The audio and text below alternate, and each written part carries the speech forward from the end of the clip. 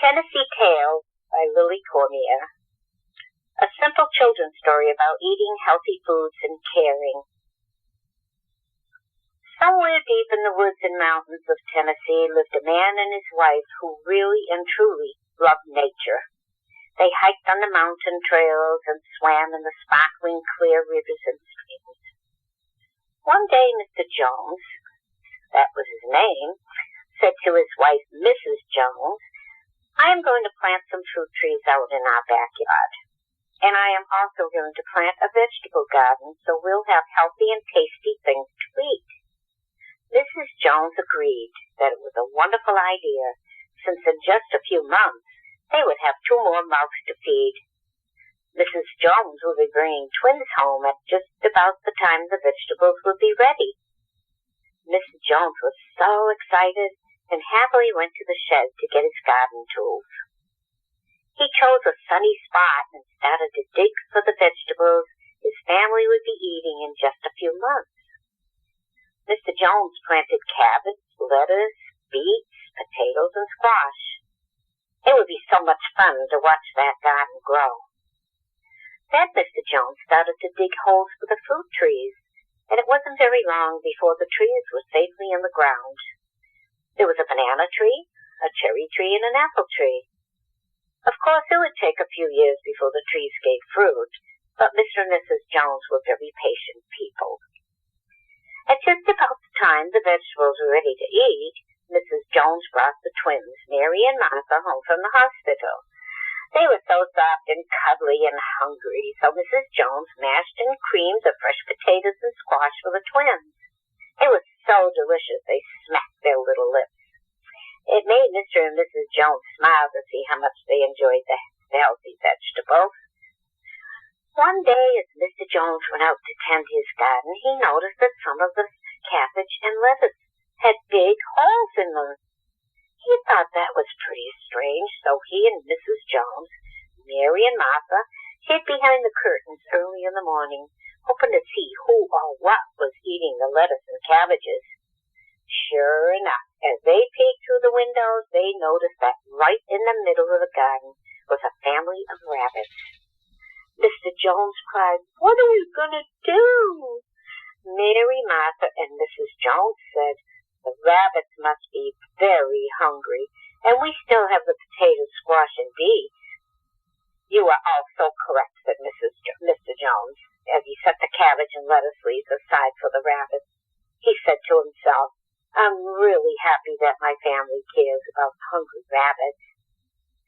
Mr. Jones planted his garden year after year, and the rabbits were allowed to take their meals along with the Joneses, because there was plenty for all of them. 4 years went quickly by. Mary and Martha were old enough now to help Mr. Jones with the garden and the fruit trees. The fruit trees were full of bananas, cherries, and apples. Mrs. Jones made scrumptious apple pies, and she made a lot of banana pudding.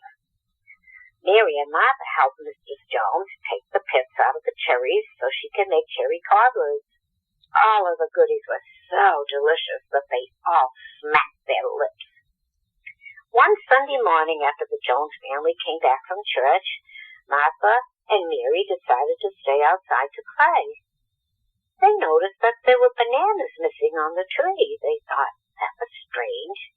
So the next day, Mr. and Mrs. Jones, Mary and Martha, hid behind the kitchen curtains and waited. Sure enough, in no time at all as they peeked out the window, they saw a monkey swinging from limb to limb in the tree, helping himself to banana. He had a sack with him and put a few bananas in that, too. When he was full of bananas, he jumped down from the tree and ran off into the woods, while Mr. Jones wailed, "What are we going to do?" Martha, Mary, and Mrs. Jones said, "The monkey must be very hungry, and we still have quite a few left." "You are also correct," said Mr. Jones. He said to himself, "I'm so glad that my family cares about that hungry monkey."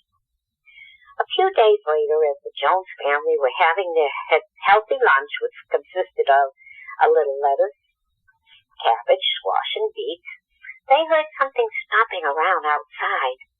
They hid behind the kitchen curtains.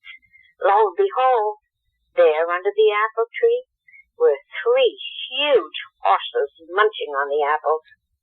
They were eating so fast that many of the apples fell to the ground. "Oh," Mr. Jones exclaimed, "what are we going to do?"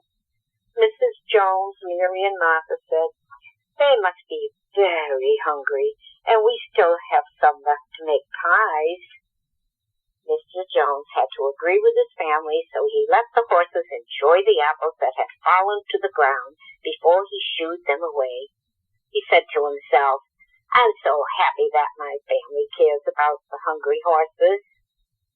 Mr. Jones thought that must be the animals, end of the animals eating the fruit from his fruit trees, but that was not yet to be. The very next day, Mr. Jones and his family heard grunting and scratching under the cherry tree. They peeked out the window, and there, standing big and tall, was a brown bear, guzzling down those cherries, and it didn't even take time to spit out the pits. "Oh, my," moaned Mr. Jones. "What are we going to do?"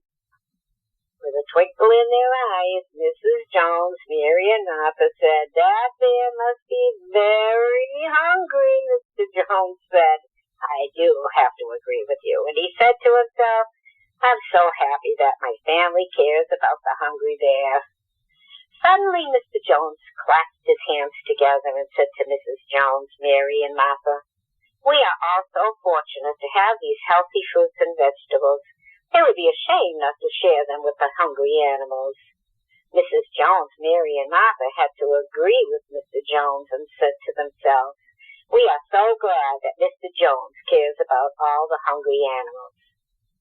Year after year, Mr. Jones did care enough to share the family's healthy garden with the rabbits and the family fruit trees with the monkey, the horses, and the bear, deep in the woods and mountains of Tennessee.